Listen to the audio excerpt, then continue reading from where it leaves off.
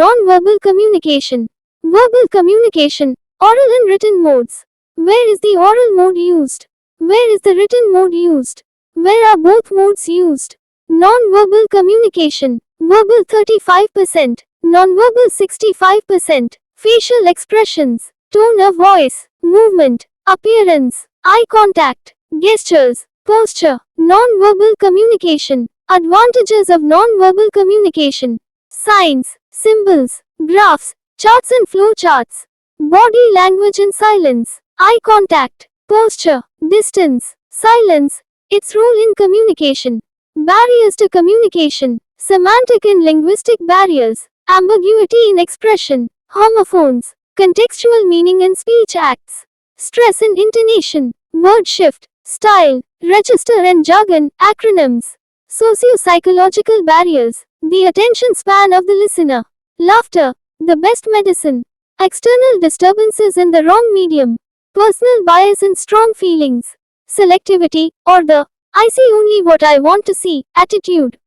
Cynicism and negativity. Perceived benefits. The 6 watt-hours that see you through as a communicator. To understand that communication, often understood mainly as verbal communication, can also be non-verbal. To understand some features of verbal communication in the oral and written modes. To understand some features of non-verbal communication, signs, symbols, gesture and body language, and to consider some barriers to communication. Introduction. In this unit we will discuss various means of communication, i.e. through different modes. It is important to note that communication can be through words, oral or written, but also through other means. Most of our communication is also through body language, and it is this that adds effect to our oral communication. You might wonder which mode is better.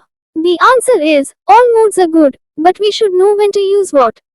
In the following sections we will talk about the advantages of each mode and the occasions for their use. Verbal communication, oral and written modes.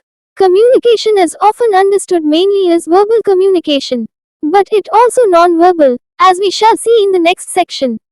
Non-verbal, 80%. Verbal 20%. Verbal communication is communication through words. This can occur in either of two modes, oral or written. Oral communication is more natural and spontaneous, and we use this mode most of the time. A great percentage of our communication is oral communication. But in formal situations, written communication is required, and not everyone can communicate effectively in writing. This may be because of psychological barriers, or lack of technique. We will discuss these barriers to effective communication a little later. It is important to understand which mode to select for communicating effectively. Let's first discuss where the oral and written modes are effectively used, and where a combination of the two is required. Where is the oral mode used?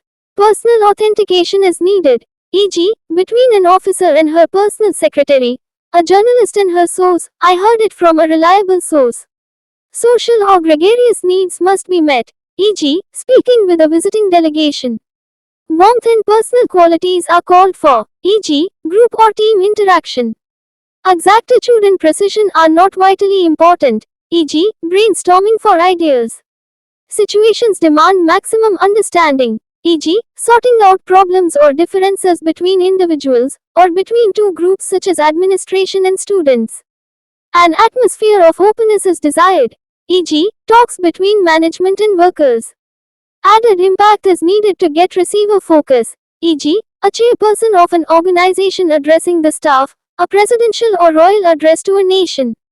Decisions or information have to be communicated quickly, e.g., officers issuing orders during natural disasters such as floods or an earthquake. Confidential matters are to be discussed, e.g., exchange of positive or negative information about an organization or an individual.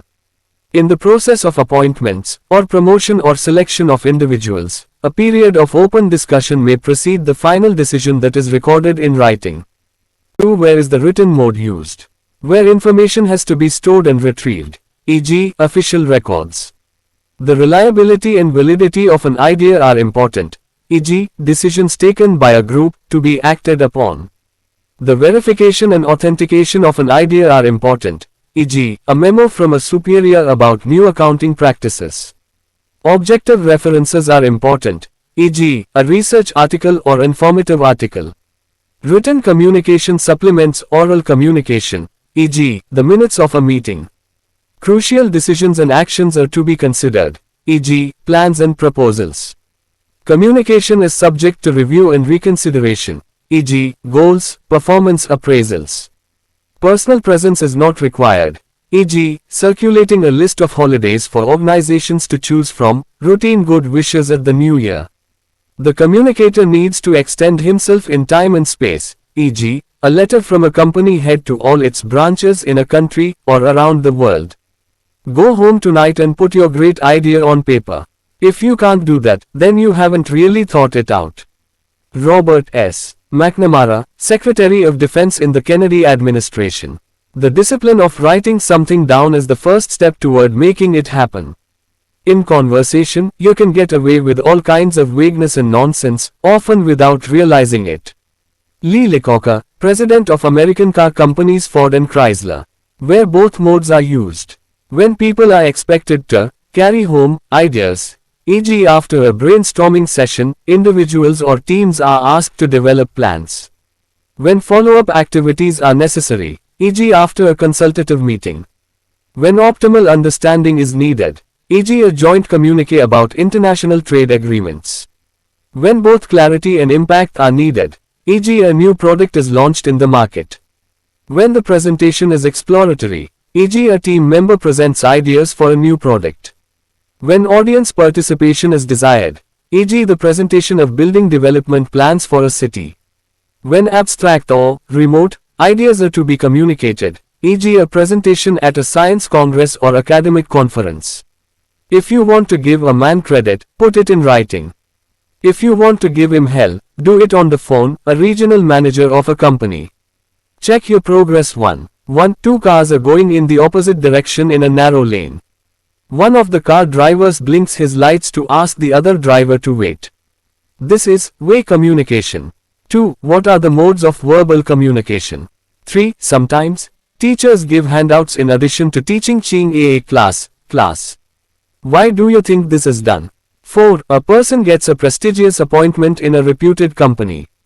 His friend's secretary sends a letter conveying her boss's congratulations, as the boss is very busy.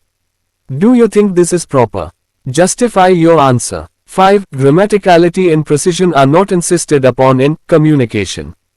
Non-verbal communication. All communication that conveys a message need not be verbal. We can convey our feelings through a smile, a frown, or silence. Non-verbal communication is communication that is not conveyed through words. Albert Mehrabian, a professor of psychology, estimates that 55% of the impact of a message is through the non-verbal mode. Non-verbal communication may be visual or auditory. Symbols, signs, sounds, eye contact and facial expression, body postures, gestures, and physical appearance, all these constitute non-verbal communication. Silence too falls under this category.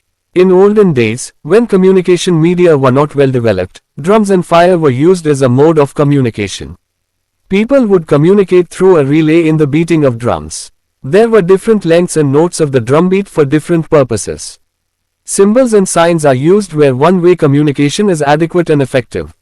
For example, it is enough to give a picture of a petrol pump or a telephone on a signpost for a driver on a highway to know what is available nearby. Similarly, a school bell gives information to the children to assemble or disperse. The language barrier can easily be overcome with nonverbal signs, which is why signs are used instead of words like exit, stairs, or toilet at all major national or international public places such as airports, railway stations, or tourist centers. Do you know these common signs? This is a chart of common public symbol. You may not have seen all of them, but you may still be able to make a good guess at what they convey. The key to these symbols is given at the end of the unit. Similarly, communication can be made with gestures. A cricket umpire makes gestures to the scorer and players about the runs, their nature, and also to declare them out. A football referee warns the players about a foul through color cards. Judicious selection of the right mode of communication for a purpose is the crux of effective communication. In business communication, the non-verbal mode includes using audiovisual aids or media that supplement or support oral or written communication, especially during formal presentations. Thus, non-verbal communication is very important and complements verbal communication. Certain signals work very well as they are fixed and commonly understood. Traffic lights and road signs are easily understood by everyone. Election symbols are easy to pick out on a ballot paper, especially when the number of candidates is large. It is easier to look for a symbol than read a big list of names of candidates. These are popular modes of communication when the message is of a limited nature. It is only when the communication becomes more complex and varied that we need language, and non-verbal communication relegates itself to a complementary, if not secondary, role. Studies suggest that about 45% of our communication is supplemented through the non-verbal mode. It acts as a stimulus to effective communication. Verbal and non-verbal communications are supportive and complementary. Advantages of non-verbal communication. Visual communication is very advantageous when quick communication has to be made to a large group, or a person has to understand a short, simple message in a fleeting moment. Signs. Consider the role of signals. Anybody who sees red light automatically stops the vehicle without conscious thought, almost. The danger sign of a skull with two crossbones instantaneously communicates a warning. The waving of a green or red flag by a railway guard or a station master passes on a clear message to the driver and to the people on the platform. A flare from a boat is easy to pick up for a rescuing plane. Symbols. Some symbols are universal and easy to understand, the same message in almost all cultures.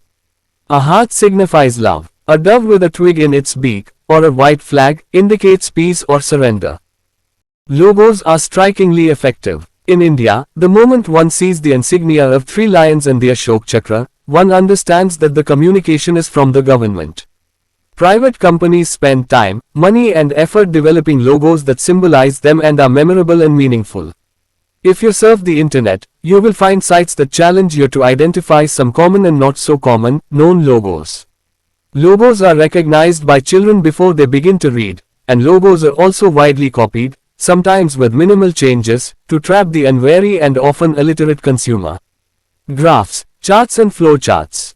Graphs, charts, and flowcharts are effective means of communication. Here let us consider a couple of quick examples. The details of the mode of transport preferred by office goers can be better represented as a graph than as a verbal description. Similarly, the split-up of expenditure of a country can be effectively shown through a pie diagram. The organizational setup of a university can easily be shown through a flowchart. The first 2 examples are illustrated.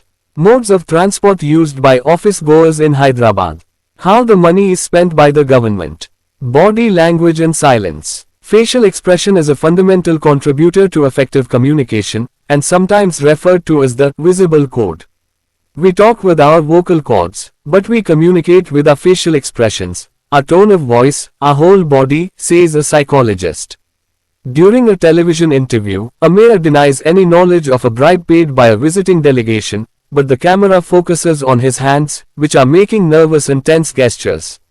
When people don't know whether to believe what they're hearing or what they're seeing, they go with the body language. It tells them the truth, says a management consultant. You can play fast and loose with words, but it's much more difficult to do that with gestures. The scientific study of body language is called kinesics. Eye contact. Eye contact is one of the most important factors in effective communication. When we want someone's attention, we say that we are trying to catch their eye. Conversely, we know that a person who doesn't look at us is trying to avoid us. The eyes have been called the windows of the soul. They seem to reflect our nature. A speaker should always look at the listeners. He should not, because of his own nervousness, look down or look up, or gaze out of the windows while he is speaking. This will give the listeners an impression that the speaker is not interested in what he is saying. When speaking to a group, look at all the listeners. Avoid focusing on any part of the group, or on an individual. Some nervous speakers make this mistake, if some person or persons seem to keenly following their talk. It is for the speaker to bring everybody into the talk and make them focus on him or her. You may remember from your school or college days a feeling that some teacher always looked at particular boys or girls. Remember that looking at someone to establish eye contact is different from staring at them, which is offensive, or looking into their eyes, which is reserved for lovers. At an interview, for example, if the interviewee looks right back at the interviewer throughout the time a question is asked and answered, the interviewee may be thought to be aggressive, cheeky, or disrespectful. In such situation, the acceptable direction of the gaze is towards the interlocutor's face, without fixating on any particular feature, and the gaze is occasionally broken by looking away. Here is a table of some actions and their common interpretations. Action. Interpretation. Eyes, face. Maintaining eye contact. Keenness to talk, boldness, confidence. Looking away, shifting eye contact. Disagreement, impatience, loss of interest, dishonesty. Looking down. Shyness, nervousness. Looking up over the interlocutor's head. Lack of interest. Closing the eyes. Lack of interest, hostility. Raising the eyebrow. Surprise. Widening of eyes. Surprise, threat or shock. Irregular movement of the eyeballs. Confusion. Lips. Tight lips. Anger or low spirits. Biting the lips. Nervousness. Body language and posture. A jutting out chin. Defiance, belligerence. Rubbing one eye. Boredom. Open palms. Openness. Foot tapping. Impatience. Folded hands resting on table. Attention. Leaning slightly forward, seated. Showing interest. Leaning back, seated. Relaxed. Posture. Proper posture is also important for good communication. Leaning backwards, swinging the legs, resting the head backwards in reclining chair or swiveling too frequently or playfully are all bad manners. Bend forward a little, keeping the elbows at the side of the trunk of your body, to indicate that you are listening attentively. 3.4.3 Distance. The physical distance between people is usually a clear indication of the relationship between them. The idiom, to keep someone at arm's length, clearly tells us that the more the distance, the weaker the relationship. The study of the human use of space within the context of culture is called proxemics, and is associated with the American anthropologist Edward T. Hall. Hall defined three kinds of personal spaces that surround individuals. Of space surround intimate space, the closest, bubble, of space surrounding a person. Entry into this space is acceptable only for the closest friends and intimates. Social and consultative spaces, the spaces in which people feel comfortable conducting routine social interactions with acquaintances as well as strangers. Public space interactions is impersonal and relatively anonymous, the area of space beyond which people will perceive. Physical distance plays a large role in communication, and is normally achieved very intuitively. Gender sensitivity, cultural practices, and individual preferences all govern our ideas about how much personal space around us we are comfortable with. In some cultures, a pat from a superior may give an employee a feeling of confidence and satisfaction that his work is being recognized and appreciated. Similarly, a warm hug or hearty handshake may let the worker know that the boss is open and sincere and wants a good relationship. A lecturer standing on an elevated platform can rarely strike a rapport with his students. One who goes closer to the students, walking in between the aisles, may strike the right chord of intimacy. But too much closeness between a superior and his staff may be seen as intimidating. Verbal and non-verbal communication. Some people use the wrong body language when they are emotional or wish to express something forcefully. A raised hand and a pointing finger can always be construed as a threat. The author has personally observed such a gesture being made by an emotional advocate in the High Court. Naturally, the judge felt that he was being intimidated and admonished the lawyer. The client had to suffer for his lawyer's unintentional lapse. Silence. Its role in communication. Silence is a powerful if intriguing medium of communication. It has a dramatic impact. It also has a detrimental effect, it shows power. Silence can be interpreted in more than one way. Sensitivity is a prerequisite for the effective use of silence as a communication tool. It could be effectively used to express one's protest.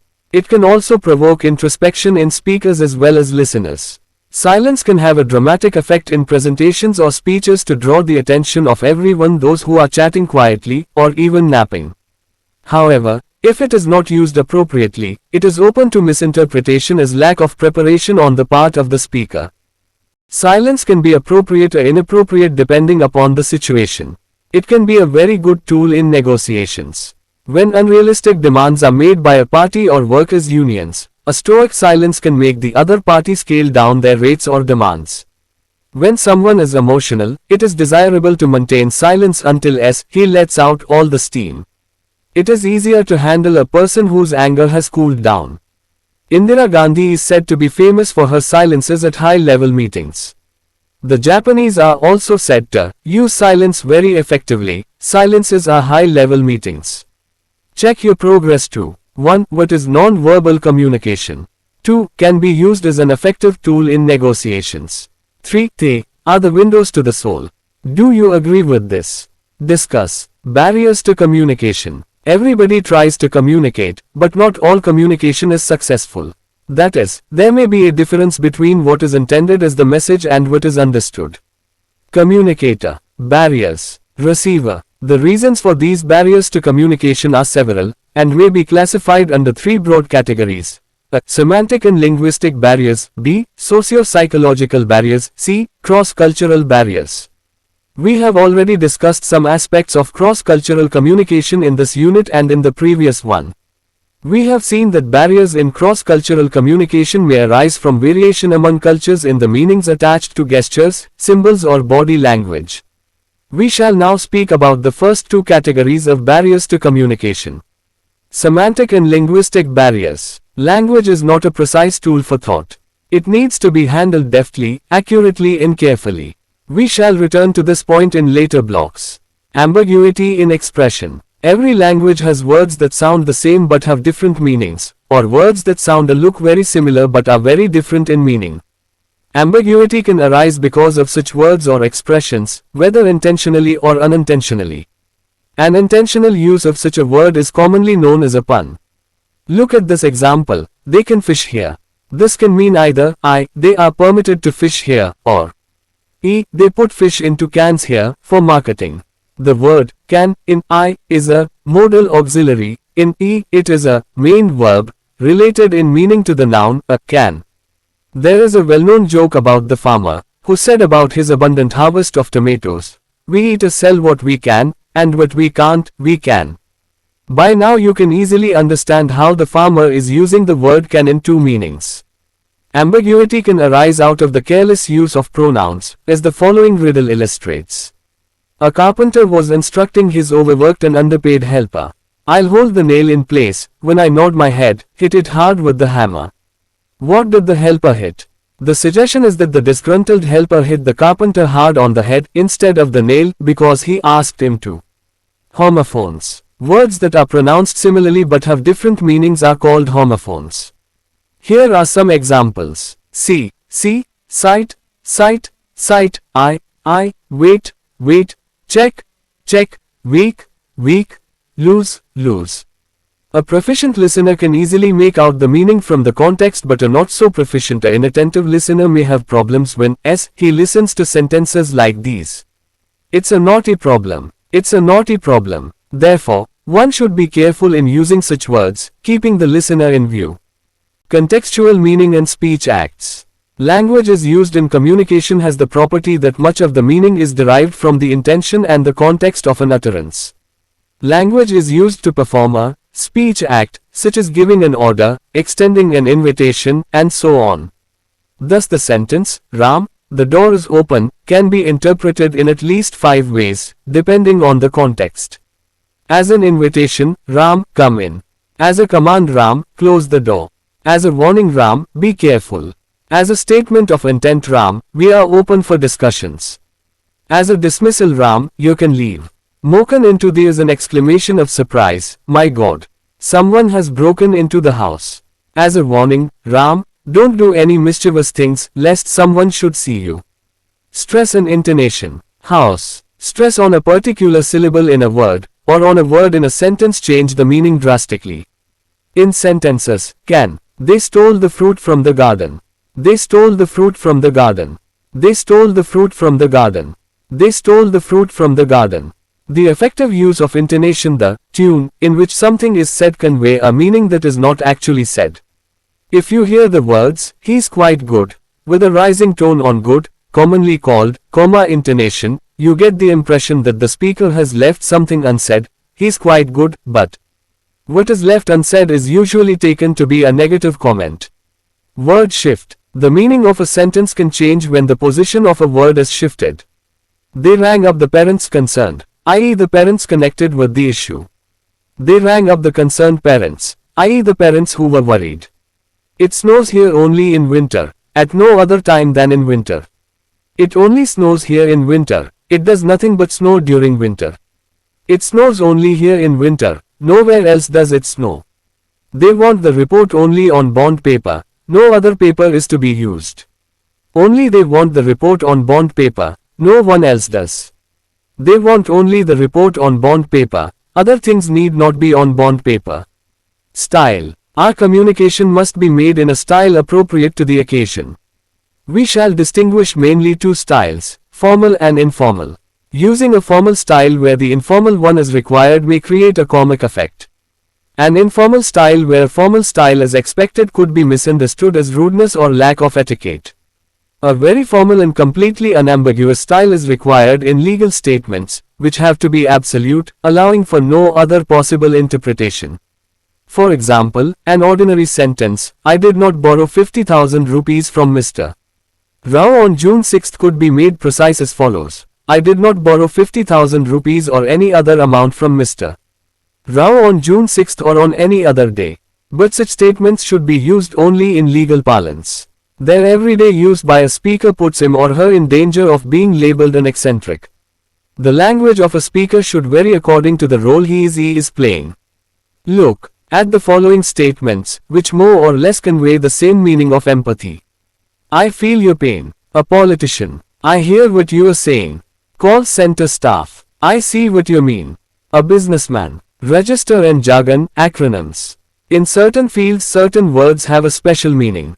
Those not from the field may not know that, register, or the particular meaning of a word in that field, e.g., the word, instrument, in the field of banking is a check or a demand draft. A section means a bundle of 100 notes of the same denomination. Jargon consists of a set of words specific to a department, field or profession. Within its field, jargon does help in keeping communication short, yet effective and even precise. There is medical jargon, legal jargon, sports jargon, trade jargon and political jargon. For people not in the field, jargon may be confusing, irritating or misleading. A stock market derivative has little to do with a mathematical derivation, and the silly mid-on and mid-off positions do not appear silly to the cricket lover. Acronyms are words made by putting together the initial letters of a descriptive name. They are usually understood only within their context. STD, PAN, PIN, NGO are common acronyms in India. What we call a PIN code is a zip code in America. Some acronyms, however, have attained the status of words. The word radar was originally an acronym, radio detection and ranging. Check your progress 3. 1. What does the symbol known as the swastika mean in the Indian context? What does it mean in the German context? Are you aware of a move in the year 2007 to ban the swastika in Europe and the reaction of Indians in Europe to this proposal? 2. The saying, time flies like an arrow, was input to a computer that had been programmed with a dictionary and the rules of English grammar. The computer came up with 6 different interpretations for this sentence. What is the common interpretation of the sentence? What does it mean? Can you make a guess at what the other interpretations offered by the computer were? 3. Identify the barriers to communication in the following anecdotes. A German exchange student staying with a family in the US was invited to an alcohol-free party.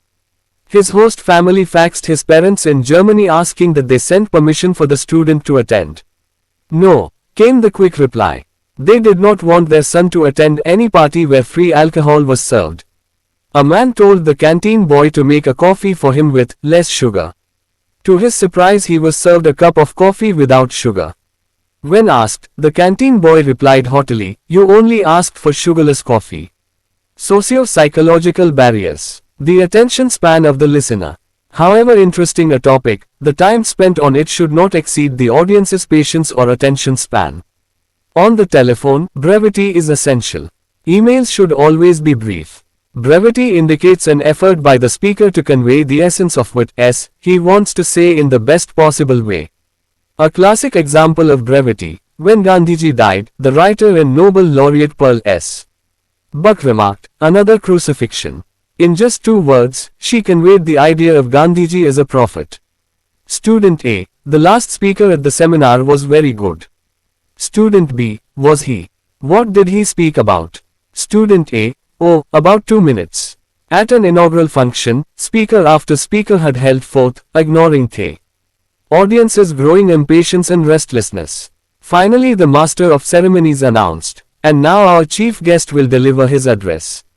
The chief guest, a reputed speaker, got up. Ladies and gentlemen, he said, my address is 3, Park Avenue, Regency Road, Chennai. He sat down to a thunderous ovation. Laughter, the best medicine. Whether in teaching or talking, a smile always complements the message. Even a difficult concept can be conveyed through humor. Occasional jokes and anecdotes embellish the talk. Eye contact and a smile give the listeners a feeling of togetherness. When some people are clearly getting impatient, an appropriate joke changes the mood of the group immediately. Here is an example. A member of an audience looked at his watch during a speech. The speaker quipped, don't mind if someone looks at their watch. But I do get offended if they hold it to their ear to see if it has stopped. External disturbances and the wrong medium. Noise from the surroundings or mechanical failures can sabotage communication. A school used to hold an annual drama week in its open courtyard in the evening. Music blaring from a local place of worship forced the rescheduling of the performances to the morning. People who use computerized presentations need to have a backup plan in case their equipment is mismatched with the host's facilities, or in case there is no assured power supply during their presentation. Each mode or medium of communication has its characteristic strengths and weaknesses. A talk filled with statistics is eminently forgettable if it is not supplemented with visuals such as the pie diagrams and bar graphs discussed. Think of our irritation when cricket scores are given verbally in the television commentary rather than being flashed on the screen. Personal bias and strong feelings. People who have strong feelings about certain issues or people may be ineffective listeners or readers. Their emotion will bias or cloud the message. Similarly, a speaker who have very strong convictions may tend to speak in absolute terms, or in a didactic tone. Selectivity, or the, I see only what I want to see, attitude. This attitude is very dangerous, because the resulting miscommunication can remain undetected. The speaker may have spoken well, and the listener may even confirm that, yes, he has understood something very clearly. But what has been understood may be quite different from what was meant to be understood. The following anecdote illustrates this. A priest wanted to demonstrate to his congregation the harmful effects of alcohol. He half filled a glass with alcohol and dropped an insect into it, which struggled and died. The beaming priest asked a person in the gathering, so, what can you infer from this? Egentering. So, what can? The man rose to his feet and replied, if we take alcohol occasionally, the worms in the belly will die. Cynicism and negativity. The cynical and negative person is not open to new ideas. Counselor. To gain self-confidence, you must avoid using negative words such as can't and not. Do you think you could do that? Young man. Well, I can't see why not. Perceived benefits. For good two-way communication, we need an attentive and interested audience. It is necessary for the communicator to ensure that the topic of the talk is of some relevance to the audience. If they do not perceive any benefit to them, the listeners may soon lose interest. The 6 Whs that see you through as a communicator. In a profession or maybe even in life, 6 What-hours hold the golden key to successful communication. These are complementary to each other and not mutually exclusive. When, where, why, what, how. Before we should ask ourselves the following questions. 1. Why am I communicating? 2. With whom am I communicating? 3. How should I communicate? 4. What am I communicating? 5. Where am I communicating? 6. When am I communicating? With whom? These questions are important because when the place changes, our status too changes. We may not be treated the same way as we are treated in our place. Even a good thing said at a wrong time may not attract the other's attention, because the time is inconvenient to them or unsuitable to them. If the communication is purposeless or not required by the others, we may not interest them. Let us sum up. Communication can be classified into verbal and non-verbal communication. Verbal communication involves oral and written modes. Non-verbal communication does not use words. One-way and two-way communication are types of communication. In one-way communication, no response is expected. Two-way communication works both ways. It is effective. We may use the oral mode or the written mode of verbal communication. On some occasions we have to use both the modes. Non-verbal communication cuts across language barriers. It is sometimes very quick to communicate. But it has the danger of not being understood or even being misunderstood due to variations in cultures. Symbols, visuals, dress code, postures, silence, eye contact, space distancing, body language are some of the contributors for non-verbal communication. Silence is also a kind of communication. It can be used effectively sometimes. It can be used to express dissent and also to create interest in the listeners. It is very important during negotiations. Despite being proficient in the language, communication fails or at least is not effective. The factors that act as barriers can be classified. A. Linguistic semantic barriers. B. Socio-psychological barriers. And C. Cultural barriers. Some of the linguistic semantic barriers are ambiguity, accent, pitch, use of acronyms, careless word shift, wrong intonation, use of jargon, idioms. Some of the socio-psychological barriers are choice of wrong medium, lack of humor, time constraint, inhibitions, no perceived benefit to the audience, absence of body language or wrong use of body language. Cross-cultural barriers include inability to understand signals in other cultures, attaching meanings as per one's own culture, not developing sensitivity to other cultures, space distancing, selectivity or I see what I want to see attitude. To be a good communicator, one should remember the 6 WHs: when, why, with whom, how, what, where. Answers. Check your progress. 1. One-way communication. 2. Oral and written modes. 3. They want their students to carry home ideas for optimal understanding. 4. Congratulations are conveyed to show personal warmth and the message should be conveyed personally. 5. Oral. Check your progress. 2. 1. A way of communication without using words. 2. Silence. 3. Eyes. Check your progress. 3. 1. The swastika is a religious or auspicious symbol in India. In Germany it is associated with Hitler and Nazism. There was a furor when a young British prince wore uniform with the symbol to a fancy dress party, and the Europeans wanted to ban the symbol. But for the Indians in Europe, this was quite unacceptable, as the symbol conveys good things to them. 2. The intended interpretation of the saying is that time goes by very quickly. The computer could come up with the following additional interpretations. A. Time goes on as quickly as an arrow goes, intended interpretation. B. Measure the speed of flies just as you measure the speed of an arrow. C. Measure the speed of flies just as an arrow measures the speed of flies. D. There are flies that are like an arrow, measure their speed. E. A particular kind of fly, called time flies like arrows. 3. Alcohol-free was confused with free alcohol because the German speakers of English shifted the words around. The canteen boy too did not make a distinction between less sugar, sugarless. He knew only one way of interpreting it.